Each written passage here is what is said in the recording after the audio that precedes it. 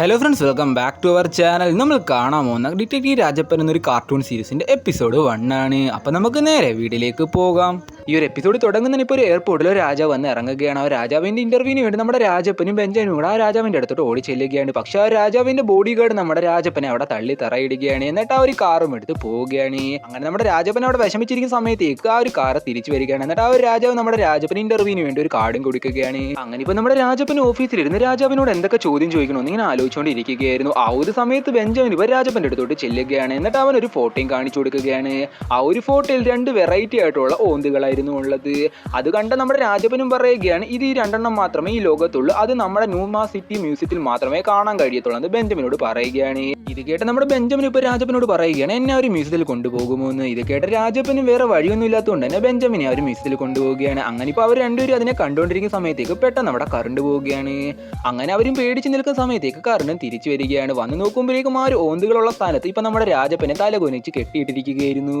എന്നിട്ട് ആ ഒരു ഓന്തുകളെ ആരോ തട്ടിക്കൊണ്ടും പോവുകയാണ്. ഇത് കണ്ട രാജപ്പനും ബെഞ്ചമിനും കൂടെ അയാളെ പിന്തുടർന്ന് പോവുകയാണ്. അങ്ങനെ ഇപ്പോൾ ഒരു കള്ളനെ പിടിക്കുന്ന ശ്രമത്തിൽ നമ്മുടെ ബെഞ്ചമിനെ രാജപ്പനെ ആ ഒരു കള്ളൻ എടുത്ത് എറിയുകയാണ്. എന്നിട്ട് ഒരു കാറിൽ കയറിയ ഒരു കള്ളൻ രക്ഷപ്പെട്ടു പോവുകയാണ്. ആ ഒരു സമയത്താണ് നമ്മുടെ രാജപ്പൻ ഓർക്കുന്നത്, ഇപ്പോഴാണ് നമ്മുടെ രാജാവിന് ഇന്റർവ്യൂ ഉള്ള സമയമെന്ന്.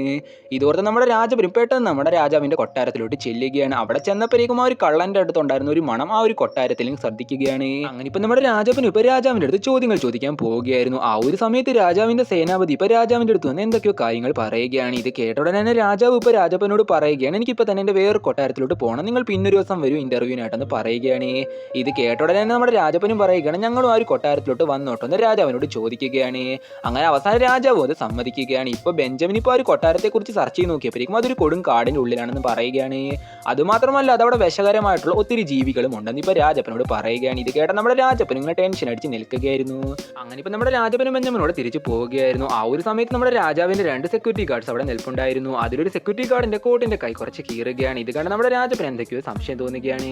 ആക്ച്വലി ആ ഒരു ഓന്തിനെ അടിച്ചുകൊണ്ട് പോകുന്ന സമയത്ത് നമ്മുടെ രാജപ്പൻ ആ ഒരു കള്ളനെ പിടിക്കുന്ന സമയത്തിൽ ആ ഒരു കള്ളന്റെ കോട്ടിന്റെ കൈ കുറച്ച് കീറിട്ടുണ്ടായിരുന്നു.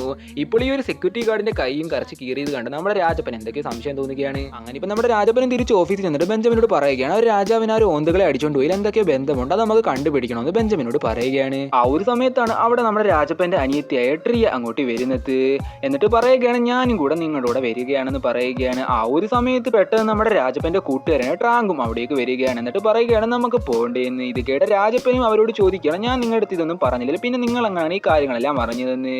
അങ്ങനെ ഇപ്പൊ അവരും പറയുകയാണ്, ബെഞ്ചമിനാണ് ഞങ്ങളുടെ ഇതെല്ലാം അറിയിച്ചതെന്ന്. ഇപ്പൊ എല്ലാരും കൂടെ ഫ്ലൈറ്റിൽ കയറി ആ ഒരു കാട്ടിലോട്ട് ചെല്ലുകയാണ്. അങ്ങനെ എല്ലാവരും കാട്ടിലൂടെ നടന്നു പോകുന്നവർ അവിടെ ഒത്തിരി പാമ്പുകളെയും ജീവികളെയും കാണുന്നുണ്ടായിരുന്നു. ഇതിനെല്ലാം കണ്ട് നമ്മുടെ രാജപ്പൻ പേടിച്ചാണ് നടന്നു പോകുന്നത്. അങ്ങനെ ഇപ്പൊ എല്ലാവരും കൊട്ടാരത്തിന് മുമ്പിലോട്ട് എത്തുകയാണ്. അങ്ങനെ ഇപ്പൊ ഒരു കൊട്ടാരത്തിലെ സെക്യൂരിറ്റി ഗാർഡ് അവരെ വഴി കാണിക്കാൻ വേണ്ടി നിൽക്കുകയാണ്. ഇപ്പൊ എല്ലാവരും ആ ഒരു സെക്യൂരിറ്റി ഗാർഡിന്റെ പുറകെ പോയിക്കൊണ്ടിരിക്കുന്ന സമയത്തേക്ക് പെട്ടെന്ന് നമ്മുടെ രാജപ്പനെ കാണുന്നില്ലായിരുന്നു. അവരും തിരിഞ്ഞു നോക്കുമ്പോഴേക്കും രാജപ്പനെ ഒരു പാമ്പ് ചുറ്റി കൊല്ലാൻ ശ്രമിക്കുകയാണ്. ഇത് കണ്ട ഒരു സെക്യൂരിറ്റി ഗാർഡ് രാജപ്പനെ ആ ഒരു പാമ്പിൽ നിന്ന് രക്ഷിക്കുകയാണ്. അങ്ങനെ ഇപ്പൊ എല്ലാവരും രാജാവിന്റെ അടുത്തോട്ട് ചെല്ലുകയാണ്. രാജാവ് ഇപ്പൊ നമ്മുടെ ട്രീയെ കണ്ടുടനെ തന്നെ അവളോട് എന്തോ ഇഷ്ടം തോന്നുകയാണ്. ഇതുകൊണ്ട് തന്നെ രാജാവ് ഇപ്പൊ നമ്മുടെ രാജപ്പനോട് പറയുകയാണ്, ഇന്റർവ്യൂ ഒക്കെ നമുക്ക് പിന്നെ എടുക്കാം, അതിനു മുമ്പ് നിങ്ങൾ ഈ ഒരു കൊട്ടാരം എല്ലാം ചുറ്റി കാണാൻ പറയുകയാണ്.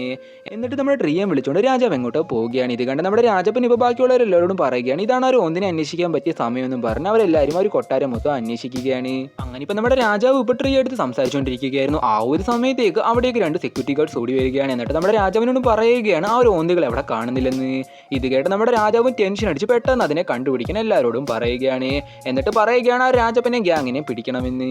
അങ്ങനെ ഇപ്പൊ നമ്മുടെ രാജപ്പനും ബെഞ്ചമിനോട് ഒരു ഒന്നിനെ അന്വേഷിച്ച ഒരു കൊട്ടാരം മൊത്തം അന്വേഷിക്കുകയായിരുന്നു. ആ ഒരു സമയത്ത് അതിലൊരു ഓന്ത് അവിടെ നിൽക്കുന്ന നമ്മുടെ രാജപ്പൻ കാണുകയാണ്. അതിനെ പിടിക്കാനായി രാജപ്പൻ പോയപ്പോഴേക്കും അത് ഓടി ഒരു മുറിയിലോട്ട് കയറുകയാണ്. ഇപ്പൊ അവരും ആ ഒരു മുറിയിൽ കയറി ആ ഒരു ഒന്നിനെ പിടിക്കുകയാണ്. എന്നിട്ട് പറയുകയാണ്, മറ്റൊരു ഒന്നിനെയും കൂടെ കണ്ടുപിടിക്കണമെന്ന്. ആ ഒരു സമയത്ത് ആ ഒരു റൂമിന്റെ വെളിയിൽ ഇപ്പൊ രാജാവ് ഇപ്പൊ തന്റെ സെക്യൂരിറ്റി ഗാർഡിന്റെ അടുത്ത് രാജപ്പനെയും ബാക്കിയുള്ളവരെ എല്ലാം പിടിച്ചു കെട്ടണമെന്ന് പറയുന്നവർ കേൾക്കുകയാണ്. ഇത് കേട്ടോടനെ നമ്മുടെ രാജപ്പനും ബെഞ്ചമിനോട് എങ്ങനെ രക്ഷപ്പെടണമെന്ന് ഇങ്ങനെ ആലോചിച്ചുകൊണ്ടിരിക്കുകയായിരുന്നു. ആ ഒരു സമയത്താണ് അവിടെ ഒരു സീക്രട്ട് ലോക്കർ അവർ കാണുന്നത്. ഇപ്പൊ നമ്മുടെ ബെഞ്ചമിൻ ഇപ്പൊ ഫോൺ ഉപയോഗിച്ച് അതിന്റെ പാസ്വേഡ് ഹാക്ക് ചെയ്യുകയാണ്. എന്നിട്ട് അവർ രണ്ടുപേരും ആ ഒരു മുറിയിലോട്ട് കയറുകയാണ്. ആ ഒരു മുറിയിൽ കയറിയപ്പോഴാണ് മനസ്സിലാവുന്നത് അവിടെ ഓന്തുകൾ മാത്രമല്ല പലതരം വേറെ ഒത്തിരി റയർ ആയിട്ടുള്ള ജീവികളും ഉണ്ടെന്ന് കാണുകയാണ്.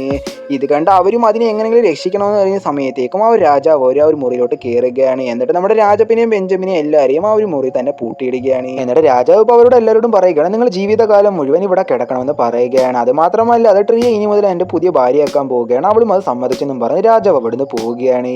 ഇപ്പോൾ രാജാവിൻ്റെ ഒരു ഭാട നമ്മുടെ ട്രീക്ക് പുതിയൊരു ഡ്രസ്സ് കൊടുക്കുകയാണ്. പക്ഷെ നമ്മുടെ ട്രീ അത് ഇടുന്നില്ലായിരുന്നു. ഇപ്പോൾ രാജാവ് ഇപ്പോൾ നമ്മൾ ട്രീ എടുത്ത് വരികയാണ്. എന്നിട്ട് അവളുടെ അടുത്ത് പറയുകയാണ്, മര്യാദയ്ക്ക് ഒരു ഡ്രസ്സ് ഇടണം, അല്ലെങ്കിൽ നിന്റെ കൂട്ടുകാരെല്ലാം ഞാൻ കൊല്ലുമെന്ന് അവളെ ഭീഷണിപ്പെടുത്തുകയാണ്. വേറെ വഴിയൊന്നും ഇല്ലാത്തതുകൊണ്ട് തന്നെ ട്രീ ആ ഒരു ഡ്രസ്സ് ഇടുകയാണ്. അങ്ങനെ ഇപ്പോൾ രാജാവ് ഇപ്പോൾ ട്രീയെ നമ്മുടെ രാജപ്പനെയൊക്കെ പൂട്ടിയിട്ടേക്കുന്ന ആ ഒരു മുറിയിലോട്ട് കൊണ്ടുവരികയായിരുന്നു. ആ ഒരു സമയത്താണ് നമ്മുടെ രാജപ്പൻ ആ ഒരു പൂട്ടിൻ്റെയൊക്കെ താക്കോൽ നമ്മുടെ രാജാവിൻ്റെ അലയിരിക്കുന്നത് കാണുന്നത്.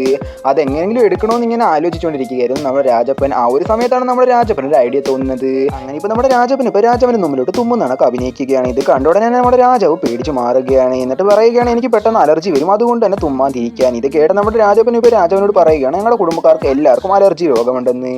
ഇത് കേട്ട ഉടനെ തന്നെ ബാക്കിയുള്ളവരെല്ലാവരും തുമ്മുന്നണക്ക് അഭിനയിക്കുകയാണ്. ഇത് കണ്ട് നമ്മുടെ രാജാവ് ഇപ്പോൾ രാജപ്പൻ്റെ അടുത്തോട്ട് മാറി നിൽക്കുകയാണ്.